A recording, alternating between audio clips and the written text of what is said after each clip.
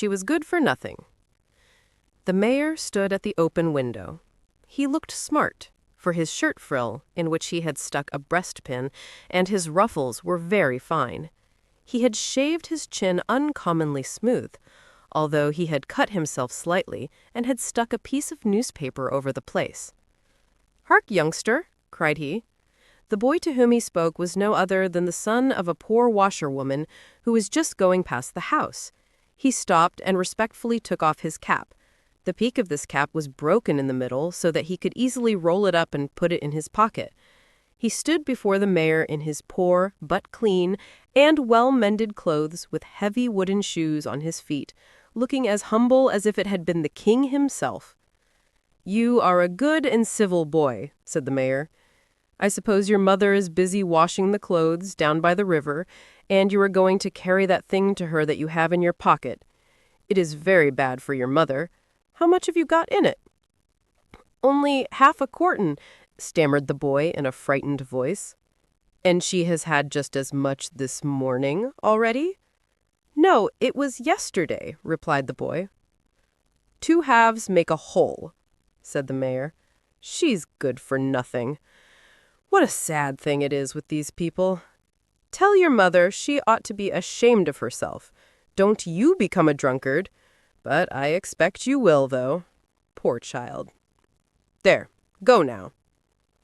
The boy went on his way with his cap in his hand, while the wind fluttered his golden hair till the locks stood up straight. He turned round the corner of the street into the little lane that led to the river, where his mother stood in the water by her washing bench, beating the linen with a heavy wooden bar. The floodgates at the mill had been drawn up, and as the water rolled rapidly on, the sheets were dragged along by the stream and nearly overturned the bench, so that the washerwoman was obliged to lean against it to keep it steady. "I have been very nearly carried away," she said. "It is a good thing that you are come, for I want something to strengthen me. It is cold in the water, and I have stood here 6 hours. Have you brought anything for me?" The boy drew the bottle from his pocket, and the mother put it to her lips and drank a little. "Ah, how much good that does, and how it warms me," she said. "It is as good as a hot meal, and not so dear. Drink a little, my boy. You look quite pale. You are shivering in your thin clothes, and autumn has really come. Oh, how cold the water is. I hope I shall not be ill, but no, I must not be afraid of that. Give me a little more, and you may have a sip too, but only a sip. You must not get used to it, my poor dear child." She stepped up to the bridge on which the boy stood as she spoke, and came on shore. The water dripped from the straw mat that she had bound round her body, and from her gown. "I work hard and suffer pain with my poor hands," she said, "but I do it willingly, that I may be able to bring you up honestly and truthfully, my dear boy." At the same moment, a woman, rather older than herself, came towards them. She was a miserable-looking object, lame of one leg and with a large false curl hanging down over one of her eyes, which was blind. This curl was intended to conceal the blind eye, but it made the defect only more visible. She was a friend of the laundress, and was called among the neighbors Lame Martha with the curl. "Oh, you poor thing, how you do work, standing there in the water," she exclaimed. "You really do need something to give you a little warmth, and yet spiteful people cry out about the few drops you take." And then Martha repeated to the laundress in a very few minutes all that the mayor had said to her boy, which she had overheard. And she felt very angry that any man could speak as he had done of a mother to her own child about the few drops she had taken. And she was even more angry because on that very day the mayor was going to have a dinner party at which there would be wine, strong, rich wine, drunk by the bottle. "Many will take more than they ought, but they don't call that drinking. They're all right. You are good for nothing indeed," cried Martha indignantly. "And so he spoke to you in that way, did he, my child?" said the washerwoman, and her lips trembled as she spoke. "He says you have a mother who is good for nothing? Well, perhaps he is right, but he should not have said it to my child. How much has happened to me from that house! Yes, said Martha. I remember you were in service there and lived in the house when the mayor's parents were alive. How many years ago that is. Bushels of salt have been eaten since then, and people may well be thirsty. And Martha smiled. The mayor's great dinner party today ought to have been put off, but the news came too late. The footman told me the dinner was already cooked when a letter came to say that the mayor's younger brother in Copenhagen is dead. Dead? Cried the laundress, turning pale as death. Yes, certainly, replied Martha. But why do you take it so much to heart? I suppose you knew him years ago when you were in service there? Is he dead? She exclaimed. Oh, he was such a kind and good-hearted man. There are not many like him, and she cried. And the tears rolled down her cheeks as she spoke. Then she cried, Oh, dear me, I feel quite ill. Everything is going around me. I cannot bear it. Is the bottle empty? And she leaned against the plank. Dear me, you are ill indeed, said the other woman. Come, cheer up. Perhaps it will pass off. No, indeed, I see you are really ill. The best thing for me to do is to lead you home. But my washing yonder. I will take care of that. Come, give me your arm. The boy can stay here and take care of the linen, and I'll come back and finish the washing. It is but a trifle. The limbs of the laundress shook under her, and she said, I have stood too long in the cold water, and have had nothing to eat the whole day since the morning. Oh, kind heaven, help me to get home. I am in a burning fever. Oh, my poor child. And she burst into tears. And he, poor boy, wept also, as he sat alone by the river, near to and watching the damp linen. The two women walked very slowly.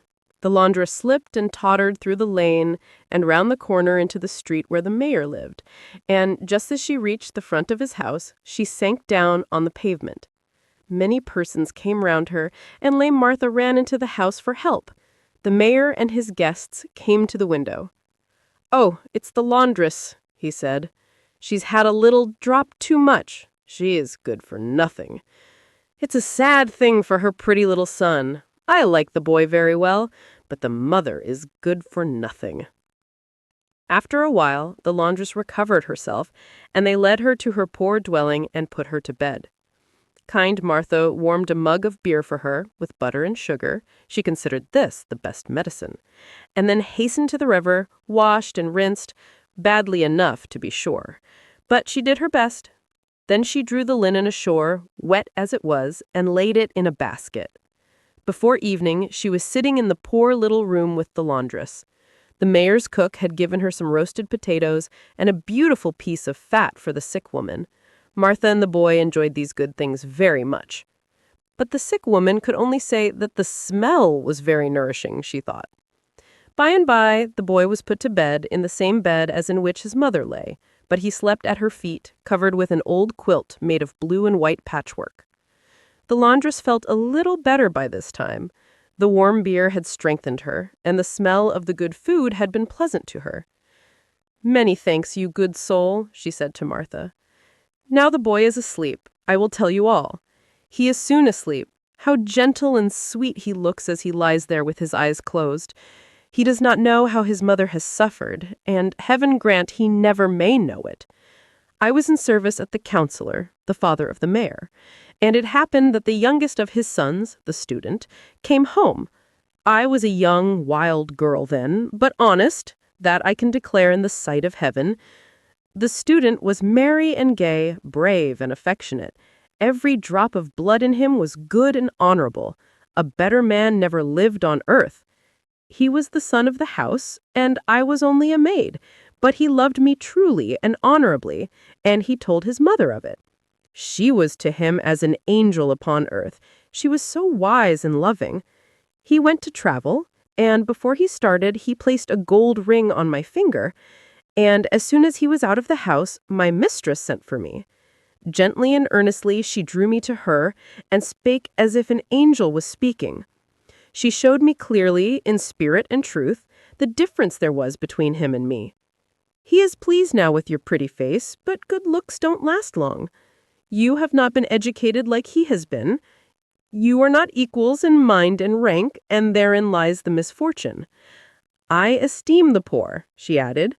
In the sight of God, they may occupy a higher place than many of the rich, but here on earth we must beware of entering into a false track, lest we are overturned in our plans like a carriage that travels by a dangerous road. I know a worthy man and artisan who wishes to marry you. I mean Eric, the glove maker. He is a widower, without children, and in a good position. Will you think it over? Every word she said pierced my heart like a knife. But I knew she was right, and the thought pressed heavily on me. I kissed her hand and wept bitter tears, and I wept still more when I went to my room and threw myself on the bed. I passed through a dreadful night. God knows what I suffered and how I struggled. The following Sunday, I went to the house of God to pray for light to direct my path. It seemed like a providence that, as I stepped out of church, Eric came towards me,